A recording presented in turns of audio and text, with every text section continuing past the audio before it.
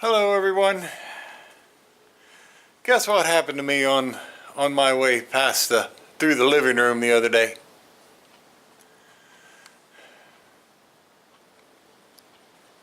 I did it. I went and voted today. I was walking through the living room. I don't know how many of you, if I mentioned it or not, but a few years ago we had a pretty severe leak in our roof. And I think this might have been back in 2012.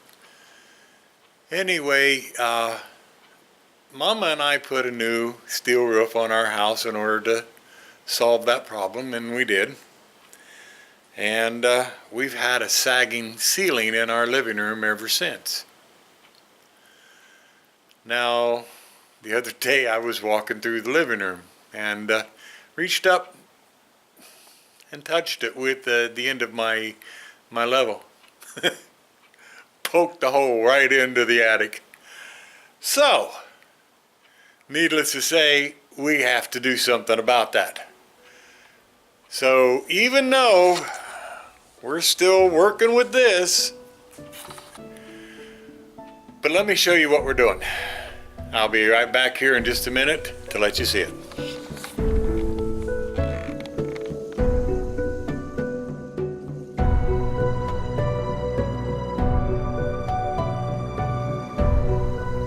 After poking the hole in there, it was time Mama and I had to do something that we had been planning for some time and we had been trying to save our money for, and that is a new ceiling. So we had to do this. What we have here, let me flip one over so you can really see it. Just a minute.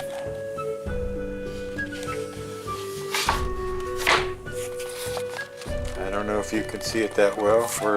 Let me bring it in. Yeah, there you go. Knotty pine. We had talked about doing this for some time, putting this up in our ceiling.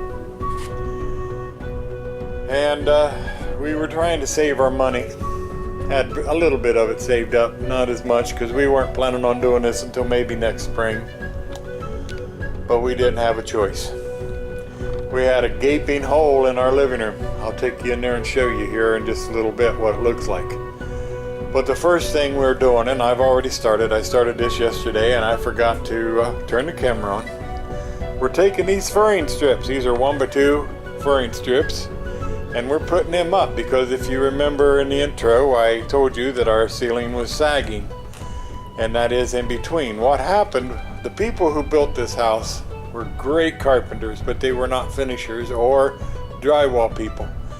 And what they did was they hung the drywall with the rafters rather than across the rafters, and therefore we have sagging in between the rafters. So what we're going to be doing is putting these under the rafters, these furring strips, and then nailing all of these onto this. And that will cover the sagging ceiling. Now, one of the things that we have seen is that where the hole was, there was almost no insulation. That's what it looks like. What I know it is that's where this insulation was saturated and soaked, and it's basically just sunk into nothing. Just like with all the dripping, I'm sure that's where all the drywall went, because it was just like paper when it went through. So I even told Mama this morning that once we get started with this, afterwards, maybe next spring, next summer, sometime we're liable to have to buy a few bales of that insulation and rent the machine and get up in there and blow some more insulation up into our attic. But anyway, we are to the point where this is something we have to do, and we have to do it now. We can't leave that gaping hole in there, even though I've already taped it over. We still can't leave that gaping hole in there for the winter. You don't know what might come down through there. Okay, next shot, in the house. Now this is going to be one of the few times I'll ever have this camera on in this house, but like you can see right there. That's where the hole is. I went ahead and put some duct tape over it. see the sagging, how it was ripping and stripping, and like I said, we had every intention on doing this roofing or ceiling maybe next spring. I believe if you really look right here, you can see how the drywall is sagging between rafters, and that's why we're putting these furring strips underneath each one of them. And except for this one right here, I can set my level up from furring strip to furring strip, and we're actually below level here. From here it's not a problem. I will lift the ceiling up to match it. So you can see the grid work that we're creating, and we just finished painting the walls, and now we're going to be doing this. We were hoping to put the living room back together, and we did have it back together, but we've had to stop and reconfigure everything so that we can start putting this ceiling up too. So, okie doke, we'll be back when we got more of this grid work to show you. Well, I have the grid work up. A bit more challenging than I had anticipated. This old man is got a lot more sore muscles than working overhead is always not a fun thing. One of the things I did, and I'm going to try to zoom in right here, is I used long drywall screws, and I spaced them about 2 feet apart on this frame strip. I don't know, that's my only concern now, whether or not that's far enough or not. I'm thinking maybe I might need to go and put one in between each one of those and make them more or less 1 foot apiece apart, I guess. Now in the corner was another story, as well as walls that went with the rafters. I was having to do a lot of towing. I used pocket hole screws in order to try to get the strength that I need to hold that wood panels up. You can see I went back into the hallway clear to the pantry. Here was another wall that was a bit challenging. That's a wall that I added. So yes, I put it underneath a rafter, but that doesn't mean I could reach a rafter. So I had to use a bit of ingenuity here, where I used the drywall screw to hold it up, and then I had a 3-inch deck screw that went through from this side in to give it the strength that it was going to need. And I did that all along that line. But the most challenging part was down this hall, where we have a whole house fan,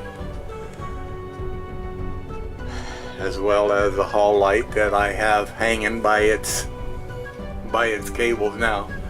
But this fan proved to be quite challenging because I had to be able to maintain the louvers. So what I did was I framed it with the furring strips, and then of course I finished out the regular grid work. But when I framed it, what I'll be able to do when I bring in the panels is cut the panels around to accompany the grid work, or not, excuse me, the louvers, so that we can still use this occasionally. Now, we didn't use it hardly at all, but it's wonderful in the summertime when you're cooking something and it starts burning and fills your house up with smoke. You know, that'll suck it right out of here. We do use it in the spring to help air out after being closed up. So anyway, that's where we're at right now. We're facing a bit of another dilemma here, to where the boards that we have that are going to go up there are 12 foot long. We Our room here is only, what is it, 16 feet, I think, from this wall down to there. And we want to put a urethane or varathane coating on these boards before we stick them up.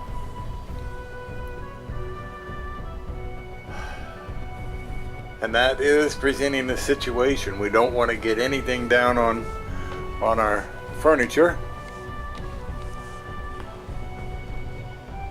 Look at little Miss Princess there in a blanket. She knows where it's comfortable and warm.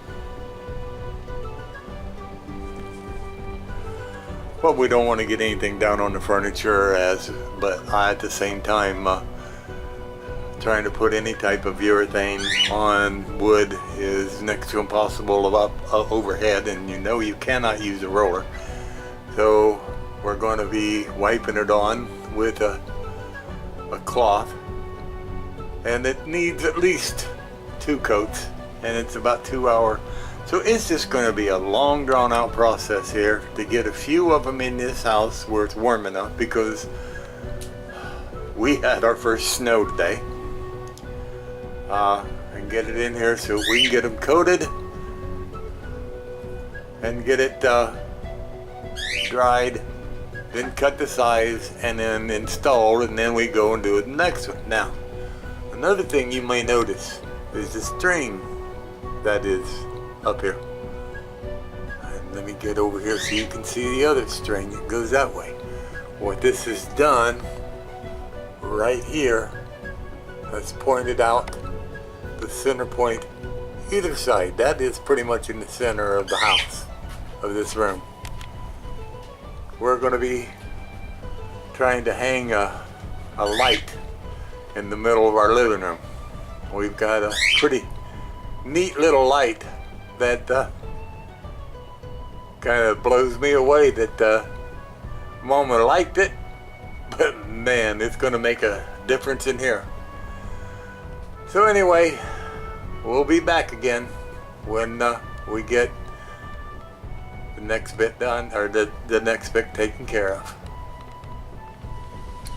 It wasn't much of a snow, but it was a snow. I mean, it's already gone.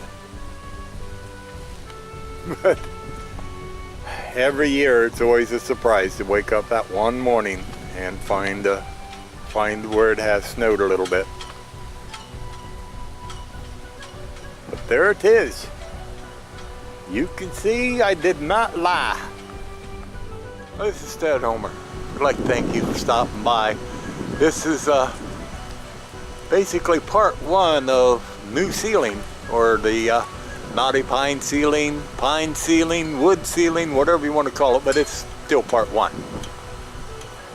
Don't forget to subscribe. Give us thumbs up. Tell your family, tell your friends, tell your local ceiling putter-inner. We'll talk at you the next time, and y'all have a blessed day. Bye-bye.